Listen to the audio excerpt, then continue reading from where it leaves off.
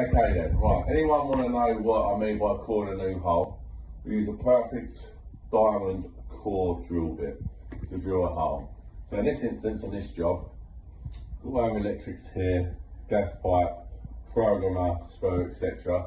So we had to, with Worcester, you can only have the option of coming out the top of the boiler. You haven't got the option as a rear flue, it has to come out the top of the boiler. The old boiler is a rear flue, so the boiler set a bit lower. But in this case, the flue's going out on the top, so we drill a perfect 5-inch circular hole.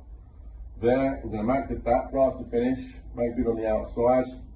It's only a rendered finish on the outside because it's a rendered finish originally with a house, but if it's bricks, we chase out the half bricks and continue the cool, so that looks all nice as if an old flue hadn't been there.